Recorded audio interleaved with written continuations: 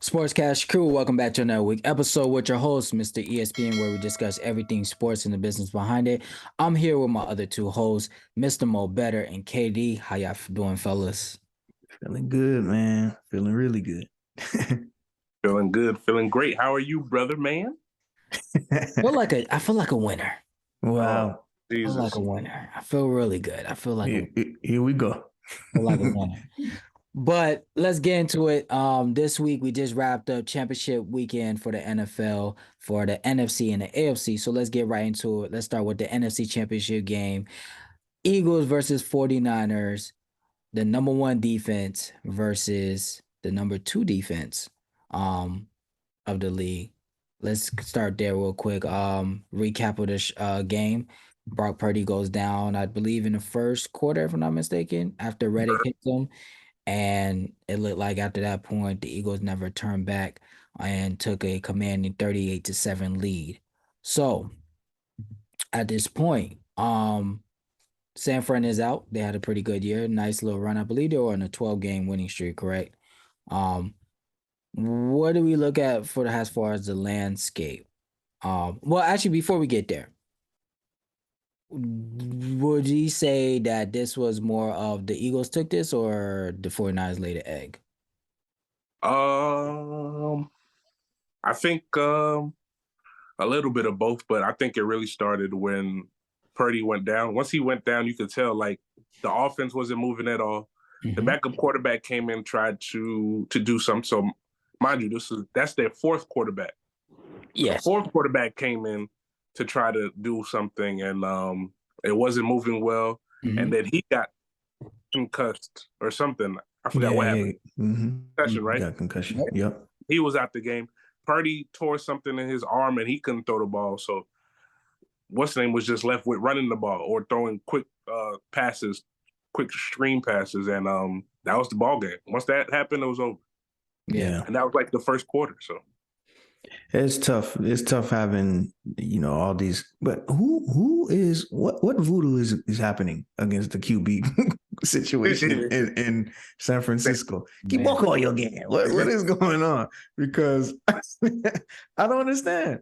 I didn't even see the concussion. I was out trying to move my car because I wasn't trying to pay for parking at the Battery. So I didn't even see that. When I came back, I'm like, yo, Brock's back in. Like, now we have a game. But I didn't realize he was still hurt. He was just basically just handing the ball off. So it's tough to win when you don't have your signal callers, man. So, and then that was down to the fourth string. So you're not winning that way. Facts. If you get down to the fourth string in the NFC Championship game, chances are the odds are not in your favor to pull that one out, especially someone that haven't probably seen reps since college. Mm-hmm. But yeah, I mean, I agree. Once Brock went down, I knew San Fran offense was going to have to do a lot of explosive plays already. Even Brock was there to really, beat the Eagles. But once he went out, for sure, I was like, yeah, this is about to get out of hand because, I mean, they didn't even start off hot. I mean, it took a while. I think the best play they had, obviously, was that CMC rushing touchdown, but that didn't happen until just top of the second quarter. So that was the second best play. The best throw they had was Trent Williams' throw. Which I'm assuming he's going to get $100,000 fine for that. If not, get suspension. That was tough. Yeah. That was a good throw, though. Touchdown throw. Yeah, I mean, their offense. Good form. But their offense was real sluggish. Debo couldn't really get going like that. It's crazy. Even with Brock going down, I was like, man, why don't they kind of put Debo in the backfield and just see what he does? Like, let him go off. Maybe even do a tandem with him and CMC. But shout out to the Eagles defense again. They didn't let these boys run wild. That's my biggest fear for our defense is, two playmakers with yak yards through the roof, making exceptional plays. We're gonna have to chase them all game, and we did a really good job. The only bad thing is early on we did a bad job of tackling, which I did not like, but we ended up cleaning that up a little bit. But we look like the number 2 defense in the league. Nick Bosa going down, I definitely hurt them. I'm not gonna lie, Nick Bosa did his thing. I thought he was gonna get that safety, and that was gonna be the momentum shift. But thank God Jalen got out of there quick. Mm-hmm. But That was my question because I mean I don't admittedly I just watch football for enjoyment. I don't really know the ins and outs of every team. I wish shout out to Dub. I wish he was on it because I really wanted to know like what was going on with the defense with 49ers defense. Did they lose anybody? Maybe Jig, you can tell me. Did they lose anyone that was with them all year? Were they dinged up? Why did they look so bad? I mean, it's tough to be on the field the whole game, which is what it seemed like. Number one. Number two, the offense wasn't doing nothing. That starts to wear on you. You know what I'm saying? Yeah. You getting stops, and the offense is getting the ball, and they can't do nothing, and they can't even be mad because they don't have a quarterback. You know what I'm saying? So all that tied into the game, you already losing, you're already down, and there's pretty much no hope, no chance for you to win. All the spirit was gone, man. Unfortunately, you could tell how they just was just like, man, whatever. Get this game over with. Yeah, get the game over. Let's get back on the plane. Yeah, I agree. I mean, even you have a stellar defense. If your defense had to play long drives back to back, eventually, yeah, like Jake said, they'll get worn down. And they strung some 3 and outs together now. At one point, I want to say four in a row. I mean, be honest with you, they did well even with our passing game. Our running game is really what guys going, but our passing game did not look well this game. I'll be honest, it did not look well. So I gotta give it to them. I mean, they was able. I mean, even at times there was times they had Jalen, act a little bit faster than he probably wanted to, make him, obviously make him get out of that pocket and maybe get rid of it. That AJ throw. Oh, yeah. Let's not talk about that one. But that man blew the leg.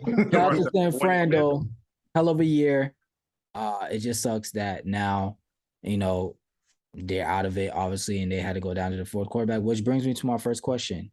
Next year, is Brock Purdy the starting quarterback for the San Francisco 49ers? No. Yeah, I don't think so. No. I don't know. He may start off with San Francisco, but if he generated enough trade value, he might be gone somewhere. Okay. What is Jimmy G's contract? Jimmy G's contract for the San Fran? Because I mean, there's that Brady guy. Yeah, he's from the area. And there's that Aaron Rodgers guy too. He don't have no wife no more. He can move where he want to move. He already got his landing spot. So So Jimmy G signed a 5-year contract in 2018 for $137.5. So we're in 2023. So it looks like going into this offseason, Jimmy G might be a free agent. Damn, no problem. They have problems in English. But they got good problems because at the same time, okay, what if you get a couple pieces for Jimmy G? You still got Trey Lance. You got Brock Purdy. All your guys will come back after the all season healthy. I mean, I don't see this being a bad thing, honestly. Sometimes a little discrepancy could be a good thing for some teams. Also, Trey Lance is still on this team. That's what I'm saying. So getting rid of Jimmy G, maybe you turn that into maybe, I don't know, some people on the line or some DBs or something. It might be worth it, to be honest with you. Because to me, I think Brock Purdy, his level of up-tempo-ness, I don't know if that even makes sense, but he makes his offense flow a little bit faster. Like they play at a different tempo with him. And I think that's the tempo that, especially with the weapons they got with Kittle, Debo, and CMC, that's the tempo they need to play at. Like I could see Jimmy G playing in New England. That's the tempo he needs to be playing at. But you know what I say? The KD phrase of the day is D1 talent is D1 talent until real D1 talent shows up. That's okay. Right. So Brock Purdy was Mr. Irrelevant for a reason. And do you really he's got to show more in the end. He's got to show me more. He's got to be able to go through a whole season, and having guys like Trey Lance and Jimmy G there is going to be hard. First of all, I think they probably go into camp and have a real good competition, QB competition, which is good. Everybody prove yourself. Everybody got hurt. So now we good. Everybody prove yourself and go at it. And whoever's first on the depth chart, we give you a shot. But also, you got a short leash now. because now when everyone's healthy, because if I'm not mistaken, everybody's going to be back and ready for the season. So now whoever's first, you can't really sit here and just mess around because there's two guys behind you that can play and have proven. I think if anything, Trey Lance is the one who's hasn't proven as much as the other two guys now. Nope. I mean, Jimmy G, we've seen this year after year. I mean, let's be real. Jimmy G and Brock Purdy took you to the same place. Trey didn't do none of that. Then you see what I'm saying? So that's why I'm like, you kind of got a good thing on your hands. You can get rid of Jimmy G. Brock Purdy's younger. He took you. You know where Brock can take you. He took you there. Same place Jimmy G took you. And then Trey Lance, maybe use him as a backup. Get some reps under his belt because, I mean, he's still mobile, and we see as his game is going, having somebody mobile is really, really important.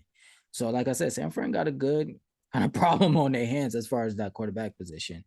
But do we see them maybe making a run for this again next year?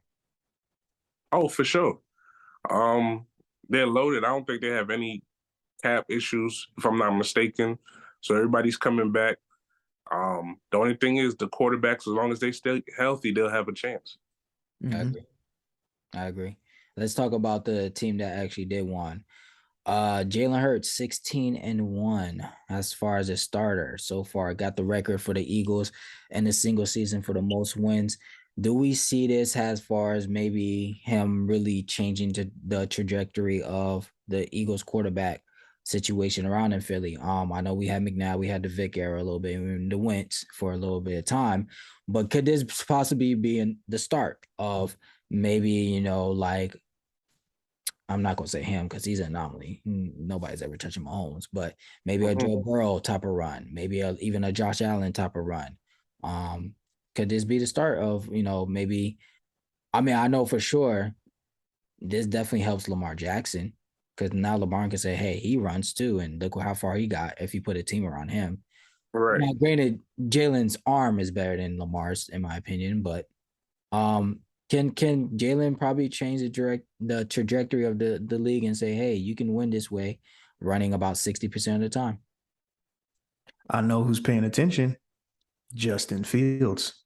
Paying big attention. I mean, the whole franchise is like, look what you can do if you protect that quarterback. And so, I mean, they have number one pick. So obviously they're going to trade back because they got their quarterback. But who around the league would want a Bryce Young? Texans. And Texans, okay. So how much are you willing to trade for that? And then Chicago can flip that to get protection for their quarterback. So there's a lot riding on Jalen's success, specifically for those that say, okay, well, he's not, because I mean, from where he started first year to now in terms of throwing the football is night and day, but he's not a Burrow. He's not Patrick Mahomes, not that dynamic he's the true definition of dual threat. Yes. Like, does a lot of things well. That's it. What'd you say? I said he'll give you some of both. Mm-hmm. Yeah. So, but he's getting a bag. We know that. Oh yeah, for sure. Bag.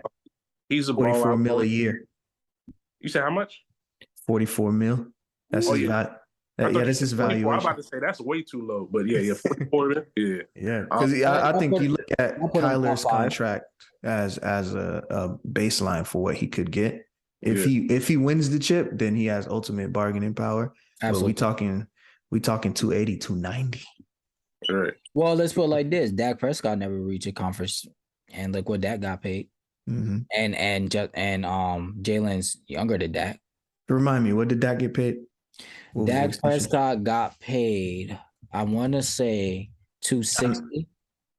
$260? If I'm not mistaken. And I know Kyler got $280. I'm sorry.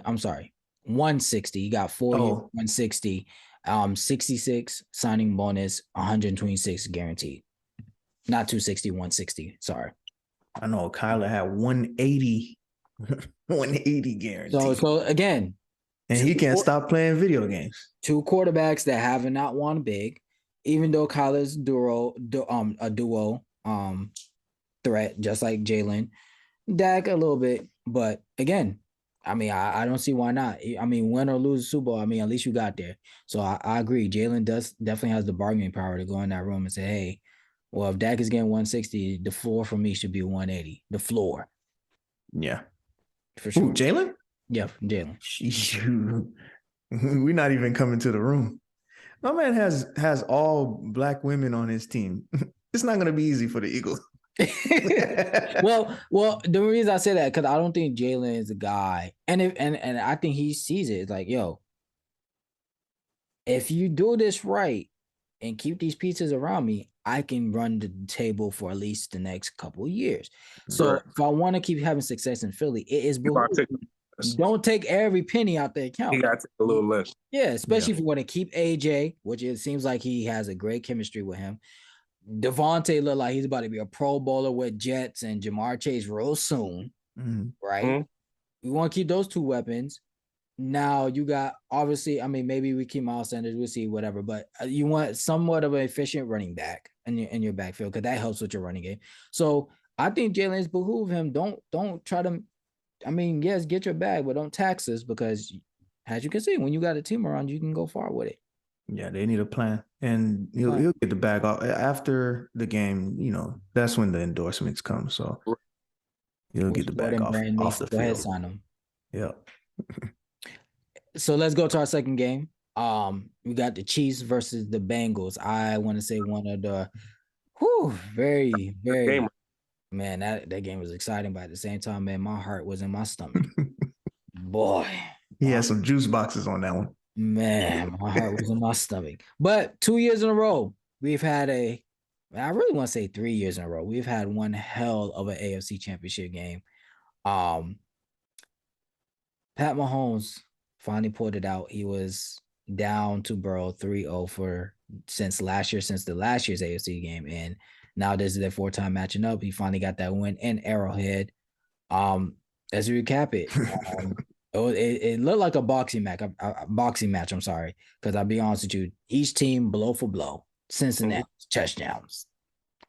Chiefs touchdown. Cincinnati stop. Chiefs stop. I mean, it was just blow for blow. For the game to be tied with 2 minutes left, I said, Jesus Christ.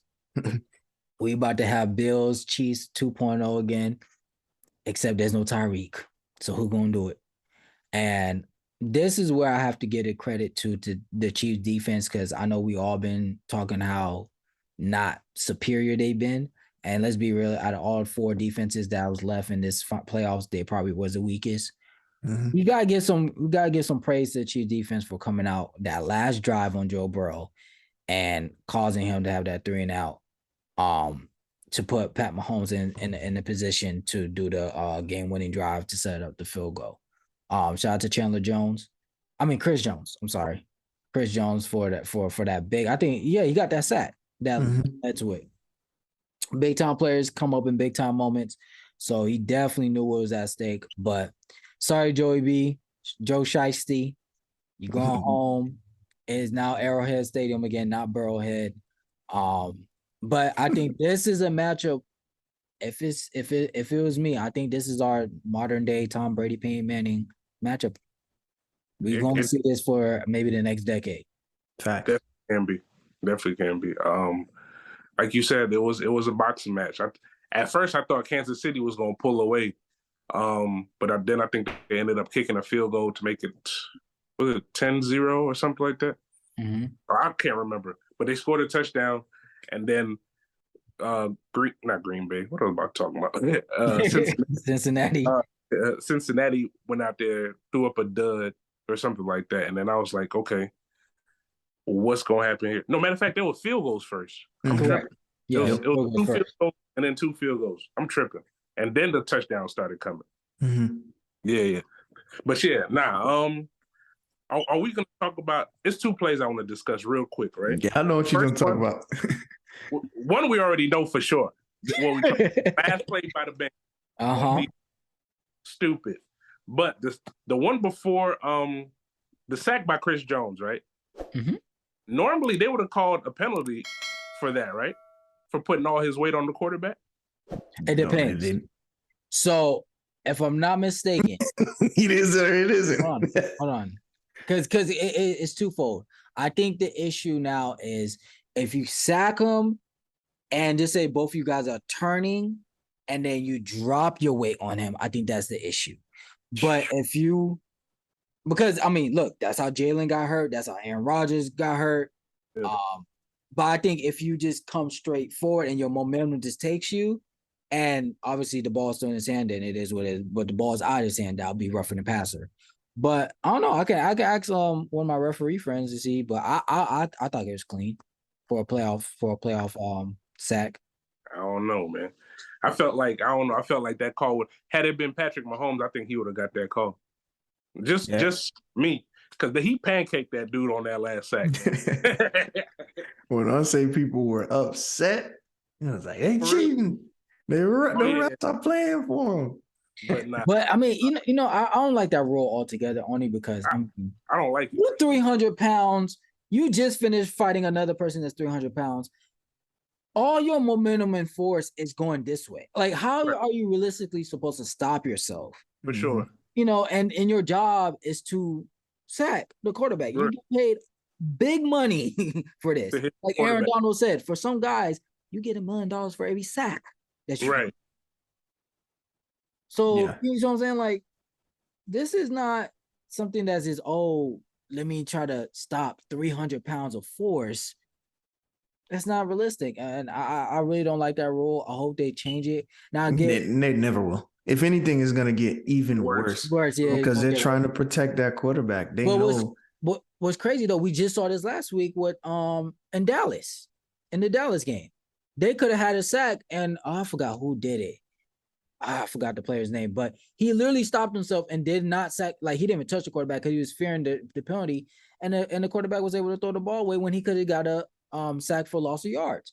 Right. So I don't know. This is something the NFL, I know because of the Tua thing and the Dak Prescott thing 2 years ago, they're really cautious about these quarterbacks. But man, sacks is too important to the game. Like that could be a momentum shift. I mean, if you ask 49ers, they would love that rule because, I mean, you can see what happens to a team when they don't have a signal caller.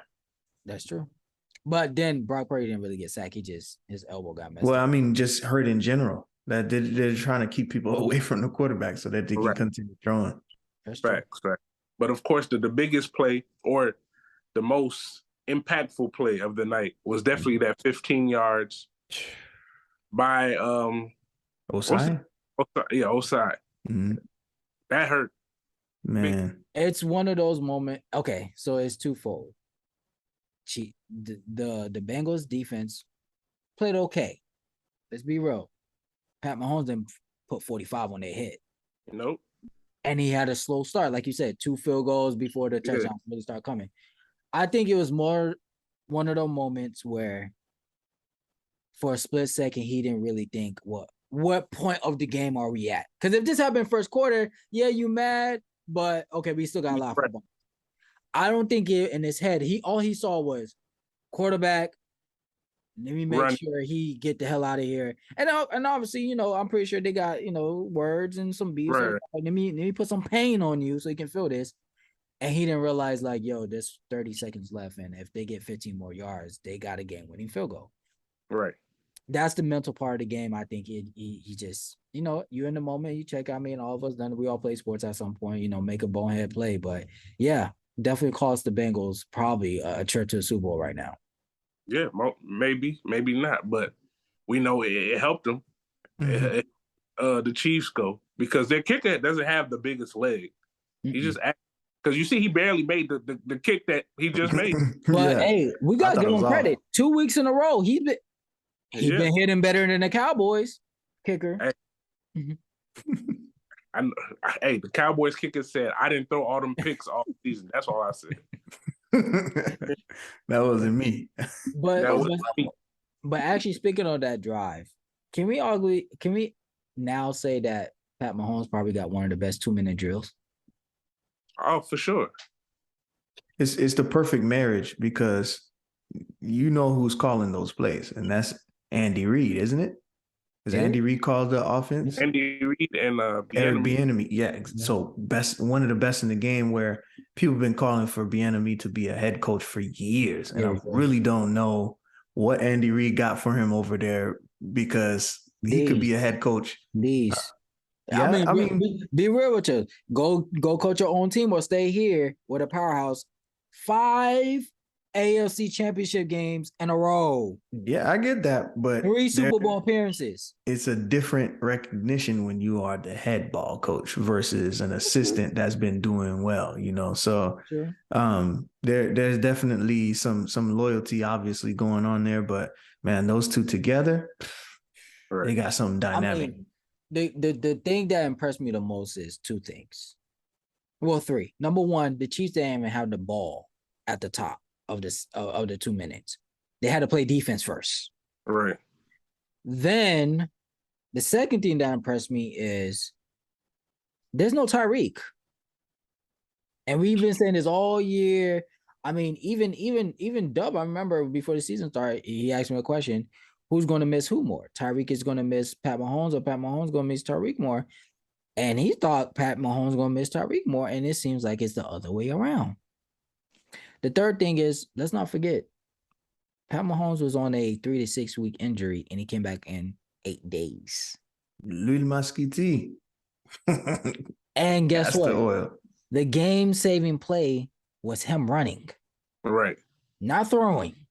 So if you are a Dallas Cowboy, please watch film on how to execute a 2-minute drill with a real quarterback. Because, I mean, you watch it. I mean, and I think that was the game out of all so far up to this point, more than the Super Bowl, more than the first run. That game really, really cemented Pat Mahomes' legacy, because everything was at it. You was down 3-0 to Burrow. You lost to him last year. You just messed up your ankle the game before. The game is tied. I mean, you can't put the stakes any higher. And for you to put your whole body out there, run for your life. I think it was like, 15-yard run. They end up getting another 15 for the penalty. Put yourself in game-winning position. And let's talk about those throws. This is what I was saying last week about the whole Dak thing, when you was like, oh, it tipped off the receiver's hands. Y'all see down the stretch, Pat Mahomes, there was the margin error. Very slim. He barely even threw the ball away. Maybe if I'm not mistaken, once or twice. But every play was, we are driving this down their throats. Mm-hmm. No, we're not even going to run the ball. We're throwing every time, and it's hitting. No Tyreek.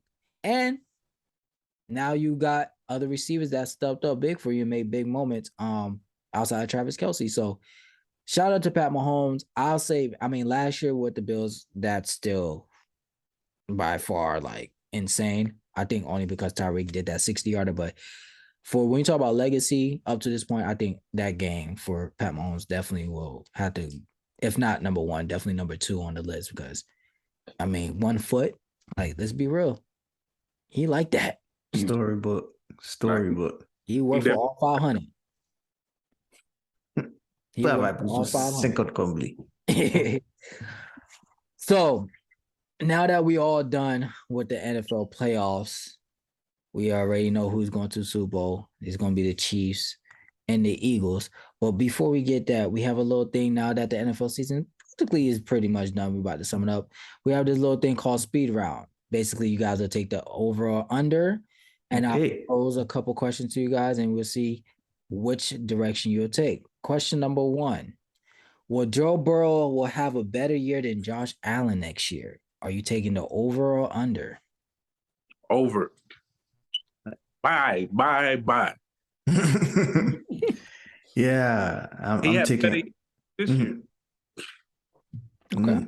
Well, Josh Allen is in the MVP race. Well, go on. No, I'm saying Josh Allen is in the MVP race, but go on. But it's just because of the first 6-7 weeks. After that, he's been after that injury. But go ahead, Katie. Yeah, I'm taking over because Burrow is a quintessential QB, man. And looking at Josh Allen, he's a gunslinger. He reminds me a little bit like how you know what I'm about to say. He reminds me kind of like Brett Favre. Like he's just he just throw that thing. Shout out to Kens. He just be throwing that thing, and you don't. I mean, Stephon Diggs. Don't get me wrong. He is like that, but and he's always going to be up for you to just throw the ball up. But for as much as he does it and gets the picks, that's a lot of his downfall. And you lose to teams that you're not supposed to be losing to sometimes when you do that. So it leads to a blowout in your house. That's tough. Next one. Jamar Chase will be a top 5 receiver in the league next year. Over. Yeah. Over. Is that what that's yeah. Think about it. Yeah, there's a lot of guys on that list now. We got Devontae, Tyreek, Jets, D-Hop. I mean, Burrow in order for Burrow to be, if we're saying that Burrow is going to be top, better than Josh Allen, he needs someone like Stephon Diggs to Josh Allen. So Chase is gonna be that guy. Yeah. Right. Fair enough. Jalen Hurts will win MVP this year. I'm gonna go under, unfortunately. Okay. Unfortunately. And I think, and it has nothing to do with his play, because I think he plays great football. I'm not saying he's a bad QB or anything like that. I just think Mahomes has done way more. And then on top of that, he just put the icing on the cake with this win over the Bengals with this one leg close game. Absolutely. Absolutely. Right. Yeah, you make a good point. I mean, he's done more with less.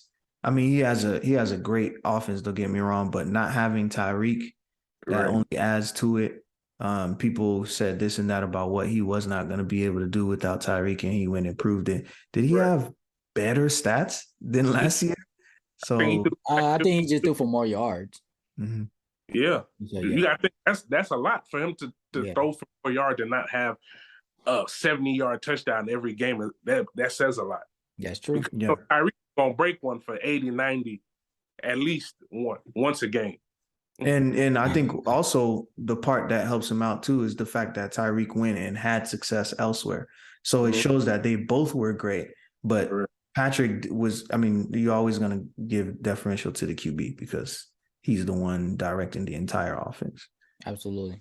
All right. Next question. Will Aaron Rodgers and Tom Brady be in a new uniform next year? Go ahead, Kate. Oh, man. I think it's much to do about nothing with Rodgers, man. It's so much about him leaving. I don't think he's going to leave. I think he's a tease. So now I'm going under with that one. Brady under as well.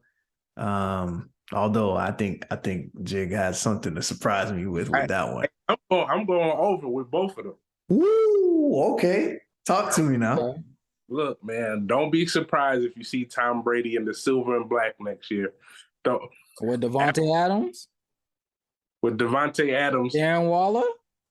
Hunter Renfrow. It's going to look spicy out inside, nice weather.